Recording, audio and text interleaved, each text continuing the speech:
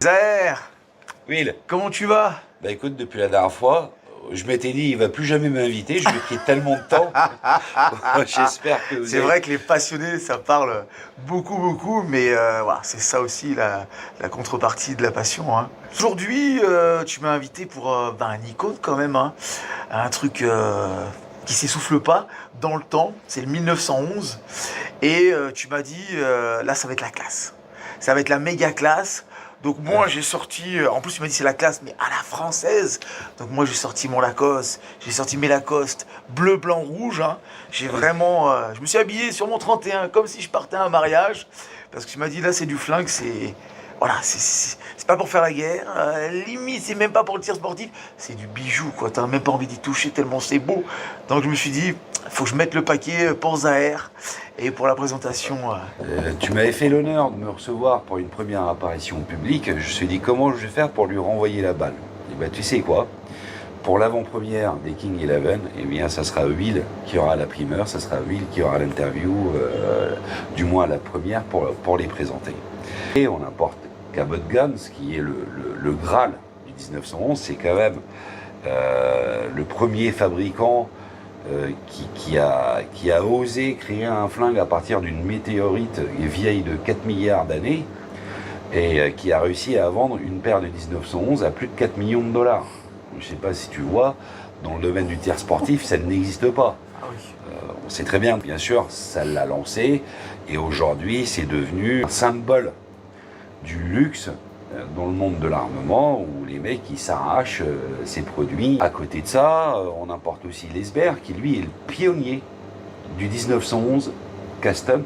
Je vais m'expliquer. Okay. Et l'entre-deux, Alchemy Weaponry, qui lui c'est un ancien de chez l'Esbert, qui était fan du travail de l'Esbert, mais qui trouvait qu'il manquait une petite touche d'attention par rapport à la finition de ses armes. Donc il s'est dit, bah, je vais faire la même chose que mon ancêtre, mais je vais essayer de pousser plus loin au niveau de la finition et de l'esthétique de l'arme.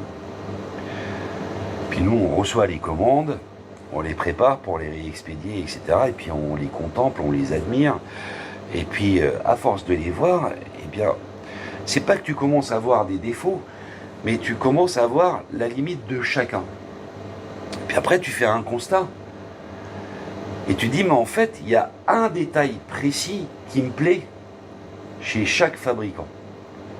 Je dis, mais quel dommage qu'ils aient pas pris chacun de ces détails qui me plaisent particulièrement et qu'ils les aient pas mis dans un seul et même 1911. Ma présidente, qui est aussi tireur sportif et passionnée d'armes, l'air de me narguer comme ça, elle me dit, bah, t'as qu'à le faire. Oh. Et donc, ça a été le point déclenchant de l'aventure King Eleven, qui a duré quand même un petit peu moins de 2 ans. 1911, c'est une icône, c'est emblématique. C'était le premier pistolet semi-automatique de l'histoire. Son design très simple, il est très efficace. C'est une arme fiable, parce que mécaniquement, elle n'est pas compliquée. C'est une arme ultra précise, du fait surtout que sa détente soit linéaire, puis il a su traverser le temps, et c'est une des rares armes en fait, qui a commencé son palmarès ou son histoire dans le monde de l'armée, de la défense, dans les armes dites de guerre, et qui petit à petit, au fil du temps, parce qu'il a su avoir des fans, des inconditionnels du 1911, se transformer en une arme civile, une arme qui se destine plutôt aujourd'hui aux collectionneurs, aux tireurs aguerris, aux passionnés qui veulent absolument un 1911 dans leur collection. Les Français, le premier de l'histoire, donc bah, déjà incroyable, félicitations. Qu'est-ce qui va faire la différence? Par rapport au 1911 en soi, c'est que dans les 1911, tu as vraiment 2 catégories qui existent. D'accord. Tu as ce qu'on appelle les 1911 de production de masse, okay. Grandes marques le font, et tu as la deuxième catégorie qui vient, et c'est celle qui va nous intéresser, puisque c'est à celle-là qu'appartient le King Eleven, qui est le 1911 dit custom. C'est quoi la différence majeure? Surtout, ça se joue au niveau de la qualité de l'ajustage, de la culasse à la carcasse. Plus le 1911 est ajusté, plus il va être précis et plus il va être noble, on va dire. Et après, la qualité du canon en elle-même et la qualité du calage, la qualité du montage du canon dans la culasse, comment on va le caler à la culasse, comment on va le caler au bushing et comment toutes ces tolérances vont être gérées pour que l'arme puisse, en sortie de boîte, avoir un fonctionnement ultra fluide, une belle mécanique, une performance irréprochable et surtout une précision extrême. C'est le b.a.-ba du custom. D'accord. Après, chaque fabricant, est-ce qu'il a voulu aller dans des fantaisies au-delà du prérequis minimum du custom ou pas? C'est leur choix, c'est leur décision. Et c'est là où le K11 va briller dans le domaine du custom, parce qu'on ne s'est absolument pas contenté de simplement faire un custom. C'était pas le but. Ouais. Le but, autant en faire un qui va chercher à détrôner tout le monde. En quoi est-ce qu'il va les détrôner? Si tu veux bien, là, je vous ai étalé une des plus belles collections de 1911 qui existent en France, pour pas dire dans le monde. Et si tu veux bien, on va faire un tour. Je vais te montrer les fameux détails qui me plaisent particulièrement chez chaque fabricant et comment on a fait pour tous les rassembler en un seul et même 1911. Incroyable. Qui est le King 11. T'en parler, ça pourrait durer jusqu'à demain matin. Tu commences à me connaître un petit peu. Je dis c'est mieux de te montrer quand même. On va faire une chose d'abord, puisqu'on est très vaillant et vigilant sur la sécurité. On va montrer que l'arme est sécuritaire. Tout est safe. Au même titre que toutes les armes qui sont exposées derrière. On les a examinées une par une. Ensemble, donc nos amis internautes, vous n'avez pas à vous inquiéter à ce niveau-là. C'est fait. On va avoir des manipulations. Peut-être vous allez avoir un canon passé ou quoi. Ne soyez pas offusqués. On sait ce qu'on fait. Il n'y a pas de problème. Il y a deux catégories de 1911. Celui production de masse. Et là, on a un très beau Colt entre les mains. C'est les dernières fabrications de Colt, en taille Commander 9 mm, et c'est une production de masse. C'est un beau produit, hein, on va pas se mentir, c'est quand même un beau produit. Mais tu vois, dès que je touche un peu, je sens des pièces qui bougent à l'intérieur. Voilà. Et ça me choque, parce que je connais le prix de l'arme hein, quand même, qui est quand même pas un entrée de gamme. Hein. Je trouve, alors peut-être que c'est moi, hein, mais quand j'entends de tous les côtés que ça bouge comme ça, je dis pas que là elle marchera pas et qu'elle n'est pas fiable, mais au niveau précision, ça me fait un peu peur. Et ce prix-là pour une arme qui fait autant de bruit, ça m'embête un peu. Et pourtant, je suis quand même fan de cette marque. Hein. Elle fait du bruit parce que l'ajustage, là, Colt volontairement, ils ont voulu laisser des tolérances extra généreuses. Pour favoriser la fiabilité de l'arme, en fait, faire en sorte qu'elle fonctionne dans n'importe quel environnement ou presque. Colt, dès le départ, c'est un fabricant d'armes de défense et d'armes militaires, donc ils se doivent d'avoir une fiabilité extraordinaire ou en dehors de tout reproche. Moi, qui suis collectionneur de 1911, je peux pas imaginer ma collection de 1911 sans avoir un Colt. C'est quand même l'ancêtre du 1911. Ah ouais, bien sûr. Donc respect, monsieur Colt. Le Lesber Custom, safety check, clear, qui est le pionnier du 1911 custom. Custom, ça veut dire personnalisé, mais là, dans ce cas précis, ça veut plus dire un 1911 qui a été fabriqué à l'unité, ou chez Lesber en particulier, c'est vraiment nos repères en qualité d'ajustage. Donc, je vais te le laisser prendre en main, et tu vas me dire... On a un ressenti différent, on avance, hein, on est vraiment... Et puis... tu vois, t'as déjà du mal à raquer la culasse, c'est ultra serré, c'est ultra calé. Il n'y a plus de pièces qui bougent, on est vraiment sur des choses vraiment... on avance, hein. Le grip est intéressant, peut-être un peu agressif, mais bon, il est vraiment sympa. Et je trouve ce produit très beau, déjà. Donc là, ce qu'on a à dire de ce Lesber, c'est que au niveau précision, tu auras du mal à le battre. C'est une réforme. Puisque l'ajustage, c'est un travail de merveille qui est fait dessus, la précision, elle est là. Elle est là, à chaque tir, tu as des groupes qui est extraordinaire. Sauf que Lesber, il a peut-être eu tort ou pas, c'est sa philosophie à lui, il fait ce qu'il veut, il a raison, encore une fois. Ils s'en font un peu des artifices qui vont autour de l'arme. Lui, ce qu'il veut, dans sa philosophie, c'est qu'on puisse se transmettre son arme de père en fils, de génération en génération. Donc il veut une arme qui soit extrêmement durable, extrêmement fiable et extrêmement précise. Okay. Le reste, est-ce qu'elle est belle, est-ce qu'elle est pas belle, est-ce qu'on aime, on n'aime pas, ils s'en font un petit peu. Pour lui, une arme, c'est un outil, c'est pas... Oui, bien sûr. Tu vois, c'est sa philosophie, donc on le respecte. Par contre, quand je viens regarder, ce que j'adore chez lui, c'est ce chrome dur qu'il fait sur ses armes. Ouais. Tu vois l'aspect brossé, bon, c'est pur. Une autre déclinaison, là, à Lesber, il l'a fait, mais pas pour des raisons esthétiques. Donc, safety check, clear. Là, c'est le modèle monolithe de chez Lesber. Je vous le montre parce qu'il faut le montrer. C'est le seul 1911 aujourd'hui qui a cette gueule-là parce que la carcasse, elle va jusqu'au bout de la culasse. Ce qu'ils appellent les Américains le dust cover.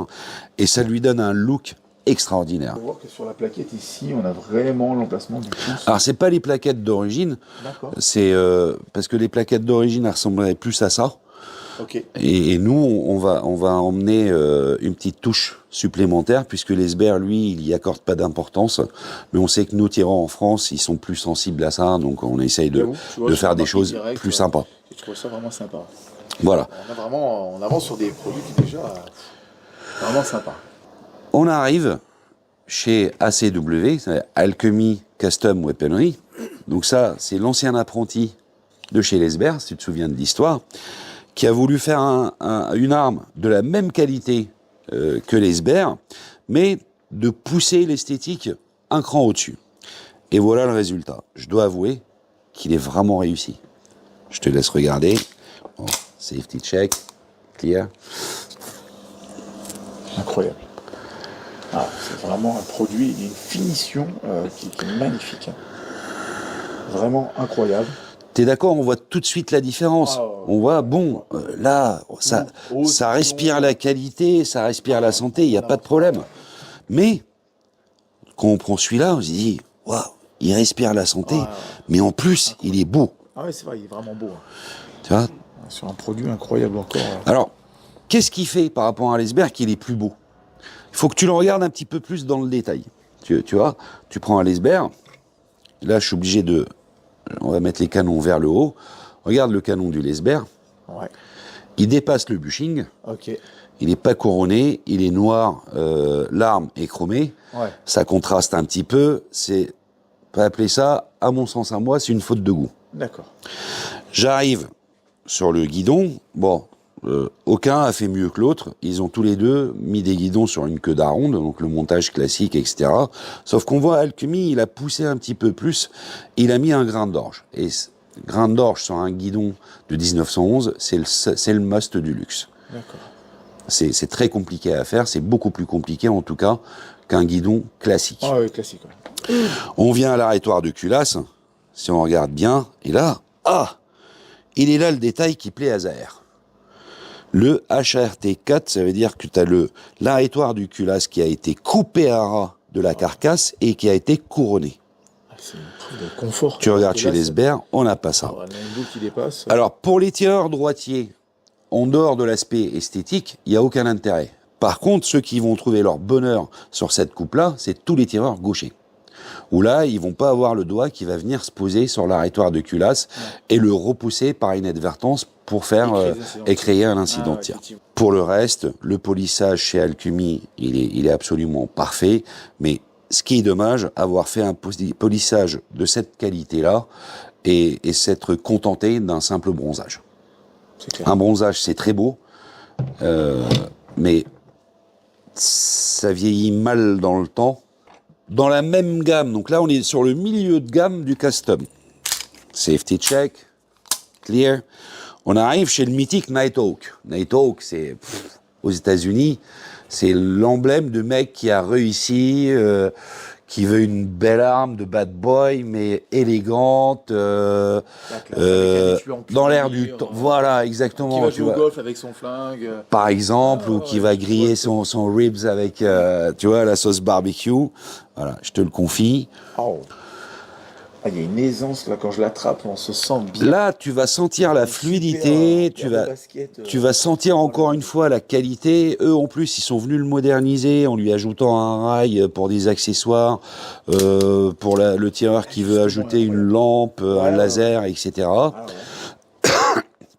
Ils ont fait très attention aux détails, puisque encore une fois, regarde, on retrouve ce fameux grain d'orge sur le guidon, on retrouve le canon coupé à ras, biseauté, on retrouve l'arrêtoire du culasse coupé, donc c'est des références un petit peu quand on monte en gamme dans le custom qu'on va retrouver chez les uns et chez les autres. Là, au niveau de la finition, là, lui, il s'est pas embêté à faire du polissage, là, il a fait un QPQ.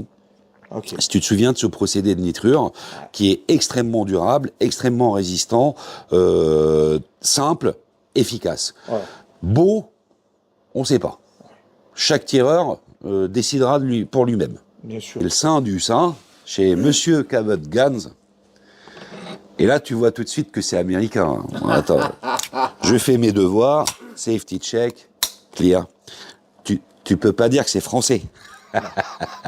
Alors, Alors, c'est la pure tradition américaine, là. On aime ou on déteste. Waouh. Donc, Waouh. Plus court que les autres, celui-là. alors, c'est un commander. Tu verras que, traditionnellement, et le Colt qu'on a vu en premier, c'est un commander. Commander, ça veut dire que c'est une taille de 4 pouces 25. Ok. Et le government size, ici, c'est le standard, c'est un 5 pouces. Et c'est ce que nous, on a reproduit, typiquement, pour démarrer la gamme du King 11, on a démarré par un 5 pouces en calibre 45 et par un 4 pouces 25 en calibre 9 mm. Okay. Très vite, bien sûr, on va renforcer la gamme avec les deux tailles en deux calibres qui seront disponibles. Okay. Et là, on reste chez Cabot. On voit que, au-delà de la qualité armurière, des détails, là, on a apporté encore un level au-dessus, l'esthétique de l'arme, la fantaisie autour de l'arme, etc. Et puis on va finir par le plus beau, le sein du sein, le Cabot. Pour ceux qui suivent un peu la chaîne depuis un petit moment, la Sidamas, voilà. J'en parle souvent, hein, sur les sabres japonais, sur les couteaux, c'est une qualité de malade. C'est le seul 1911 aujourd'hui digne de ce nom, qui est fabriqué en Damas. Alors nous, on importe les modèles avec la culasse uniquement en Damas, parce que déjà, on est sur 5 chiffres avec un 2, mais si tu commences à faire un full Damas avec la carcasse Damas, etc., là tu démarres avec 5 chiffres, avec un 5 au départ, au minimum. Au minimum. Ah, ouais. C'est des armes qui sont tellement belles, t'as même pas envie de tirer avec. Moi je tire avec. Hein. Moi aussi. C'est vrai que... Moi aussi. Mais c'est des produits d'exception, tu dis waouh. Le défi, c'était vraiment de faire quelque chose d'au moins aussi bien que cette famille de custom qui existe là et qui est, pour la plupart, pas facile quand même, hein. Inaccessible, parce que faut pas perdre de vue que chez Premium Arms, on a une promesse, c'est de proposer des armes de la plus haute qualité au meilleur prix, et tant qu'à faire, essayer d'avoir une gamme abordable pour que tous les tireurs s'y retrouvent et qu'il n'y ait pas de frustration. Ah oui, mais moi j'adore Legacy, mais j'ai pas les moyens. Ouais. Alors, on a fait autrement. On s'est dit, on va faire plusieurs gammes, justement, pour arriver à contenter tout le monde. Ouais, on va démarrer par la gamme Sport, donc qui est très bien fabriquée. Au niveau usinage, fiabilité, précision, elle n'a rien à envier aux deux autres gammes. Mais là, on a fait une finition comme le Nighthawk, simple, efficace. QPQ. Ok. Ah ouais, je reconnais. Durable, résistant. Je reconnais les plaquettes. Voilà. Je reconnais le grain d'orge. Magnifique, magnifique. Là, tu vas le regarder dans tous ses détails. L'ajustement vraiment sympa. Ah ouais. Je reconnais. Alors, je reconnais tous les petits points de détail, hein, qu'on a parlé tout à l'heure. Sauf qu'on a poussé un petit peu plus loin. Et tu vois que là, il n'y a plus de queue d'aronde. Waouh, le détail. Sur le guidon, on a encastrer le guidon dans la culasse directement et on le fait enfermer par le bushing. Waouh, Donc, sympa. et le petit clin d'œil, très peu de tireurs le savent, mais ils vont pas tarder à le savoir. La culasse avec les stries d'appréhension à l'arrière et à l'avant, quand tu regardes bien, tu vois le K11 Oh, le détail qui tue. gravé dans la culasse, et c'est à ça que vous allez King reconnaître Eleven. un King Eleven à 1 km. Ah, incroyable. On se met un point d'honneur au poids de détente et à la qualité de départ de nos armes, parce que pour le tir sportif, encore une fois, c'est ce qui va conditionner la précision de l'arme, et c'est un des piliers de la précision, c'est la qualité du départ. Donc là, tu vas avoir ce modèle-là, le sport, en QPQ, qui va, pour le modèle de base, il va être livré avec des plaquettes bois classiques, une hausse fixe pour tous les amateurs du tard, par exemple, qui n'ont pas le droit à la hausse réglable, mais qui a dans le détail exactement la même finition et les mêmes détails que les deux autres gammes. Donc il n'a rien à envier, mais si tu cherches un 1911 performant, fiable, précis et que tu es serré au niveau budget, tu vas t'orienter sur ce modèle-là. Tu peux prendre la même finition, mais un petit cran au-dessus avec une détente préparée à 1,5 kg et une hausse full réglable si tu fais pas de tard. On est quasiment dans la même zone de prix, donc là, tu verras pas de différence. Vient après le Trophy Master, qui lui, c'est le parfait équilibre entre performance et notion budgétaire, je dirais.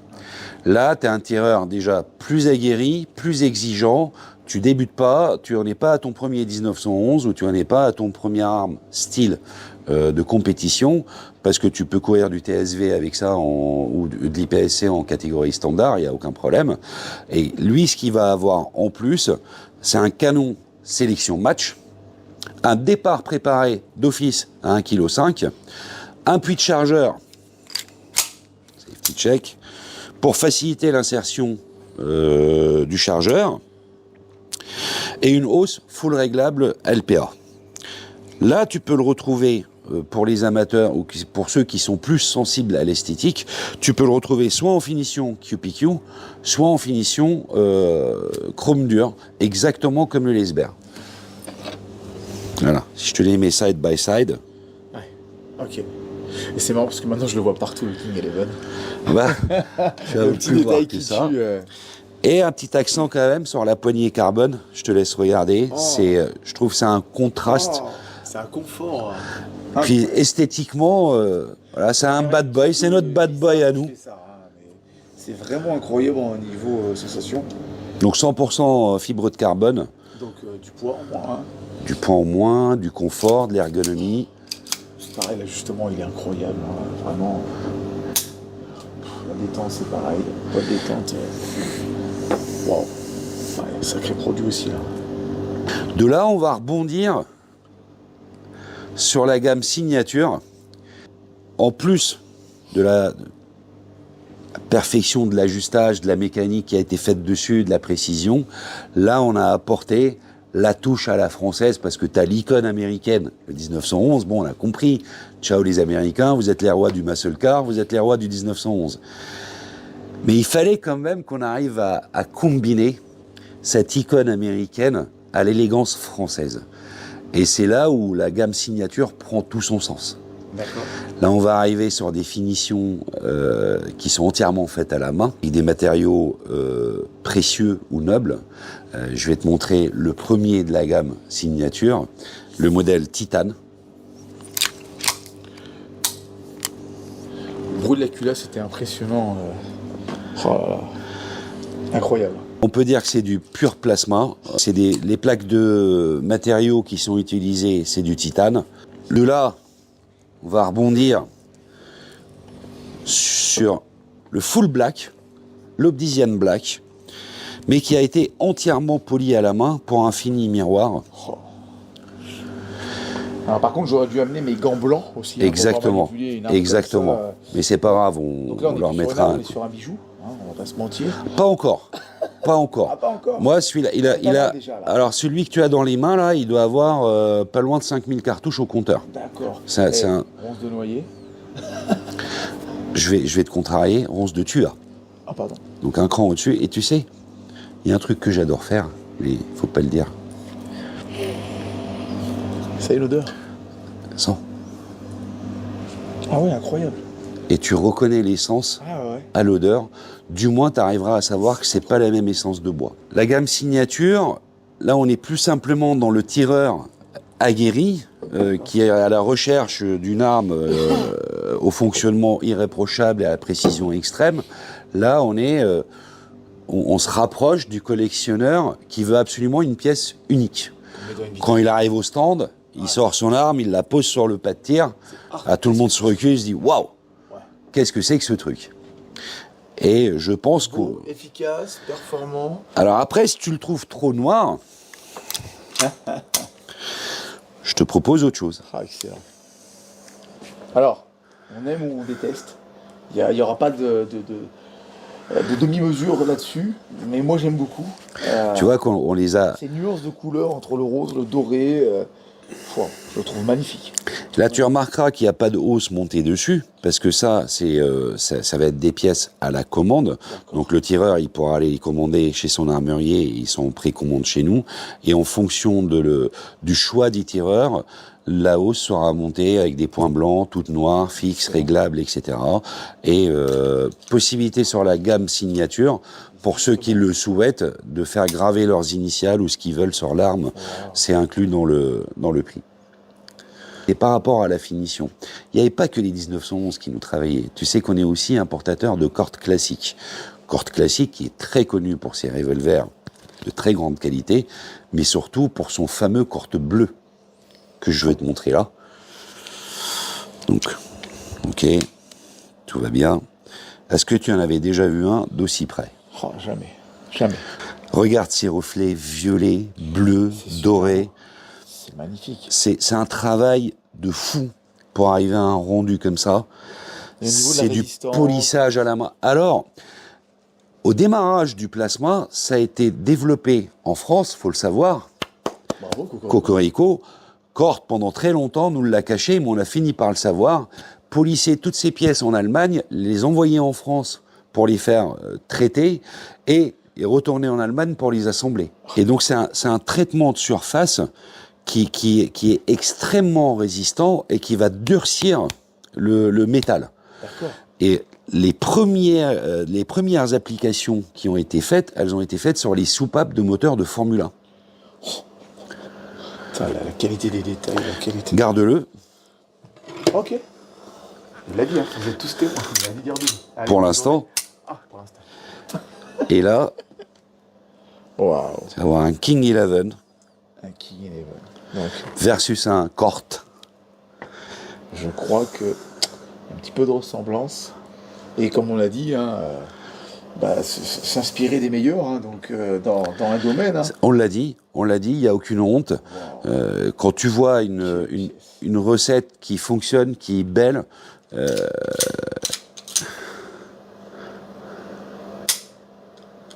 C'est beau, c'est ajusté. Incroyable. Incroyable. la gamme signature sera livrée comme ça. Dans des coffrets noyés, style boîte à cigares. Parce que c'est... Préparez les mouchoirs. Je te laisse découvrir.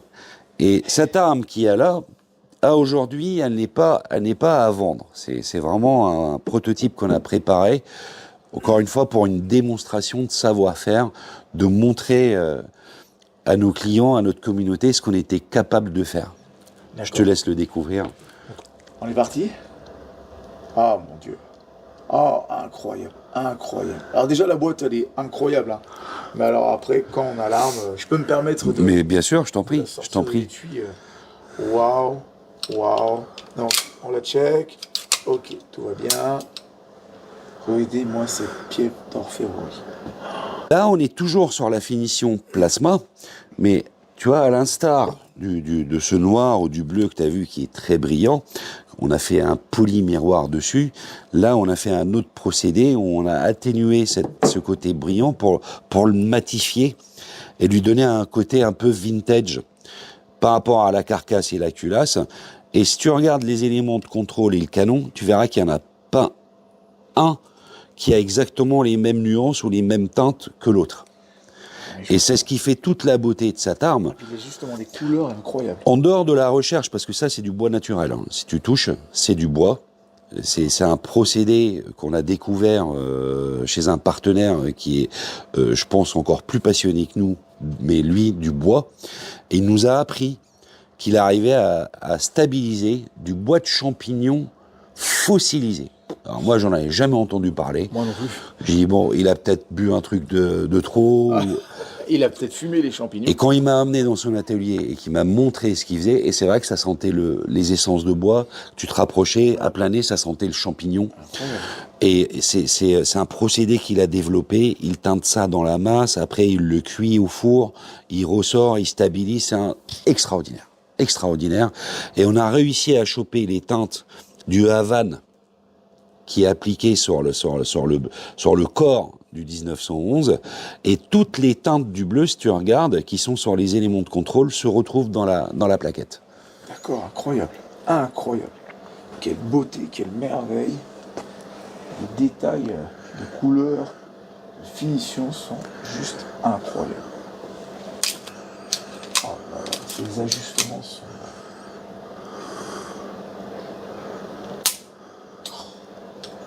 C'est incroyable. Très beau, mais c'est loin d'être fragile. C'est un de revêtements de surface des plus résistants qui existent. Donc pour l'abîmer, il faut vraiment que tu y ailles de bon cœur, etc. Donc il ne faut pas hésiter. On va clôturer la gamme avec mon préféré à aujourd'hui, je ne sais pas demain, mais aujourd'hui, je te laisse découvrir. Aïe, aïe, aïe, aïe, aïe, aïe. Donc le King 11 par excellence, le 45 en 5 pouces, avec une ronce de tuya, complètement ajustée à la main. Je t'en prie, je t'en prie. Incroyable. Donc, toujours nos mesures de sécurité. Oh, l'ajustement de la culasse. Non, mais c'est incroyable. Regardez ça. Attendez, je vais prendre. Oh là là là là là là. Incroyable. Quelle finition. On est Là, proche de la perfection. Là. Tu vois qu'on est dans l'horlogerie. En tout cas, tout a été mis en œuvre pour une expérience de tir des plus agréables. La précision, je te laisserai découvrir lors de tes tirs d'essai, parce que je sais que tu ne manqueras pas de les mettre à l'épreuve, et nous faire un feedback sur tes ressentis. On est sur un 20 sur 10, hein, sans problème. Je ne me suis pas trompé, je n'ai pas fait preuve de dyslexie à ce moment-là. Voilà, rien que l'ajustement, tout, on est déjà sur des notes très très hautes, c'est difficile à battre. Là, ça n'a jamais été fait sur un 1911. Ce procédé de revêtement, cette qualité de travail, ça n'a jamais été réalisé sur un 1911. Français, messieurs, dames. Et c'est français. On va pas refaire le débat du français et des questions que tu m'as posées lors de notre dernière vue. Est-ce que c'est du 100% made in France? Je pense qu'on a passé ce cap-là. Donc avec toutes les contraintes qu'on a expliquées la dernière fois, on confirme que le King 11 est bien le premier 1911 français de l'histoire. C'est bien une étoile française qui viendra briller au-dessus du drapeau américain. Ah oui, vraiment là, je pense qu'on a trouvé ce qu'il fallait là. La formule, elle est gagnante. C'est incroyable. Il reste juste à être connu maintenant parce que...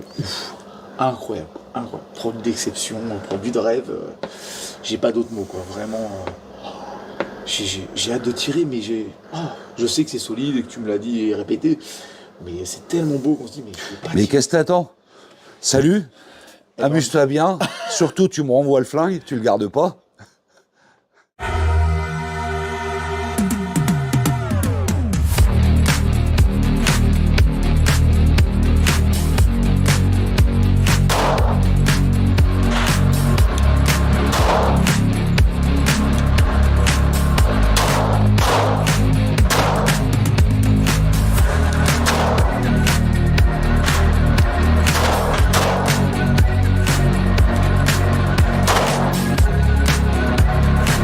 Incroyable précision pour du 45 et tout, franchement, parce que la cible est vraiment petite quand même. Elle est vraiment petite, hein. Les chiffres comme le 1 ou le 3, c'est du 10, quoi. C'est du 10, hein. Et au final, suis vraiment tout près, quoi. Je suis vraiment tout près. C'est incroyable, quand même. Parce qu'au final, voilà. Je suis là, ok, je suis en dehors du 3, mais je suis là, putain. C'est du 10, quoi. C'est, allez, du 9 à la rigueur. Ouais, c'est le bonhomme, là. Non, c'est le bonhomme, hein. C'est le bonhomme, quoi.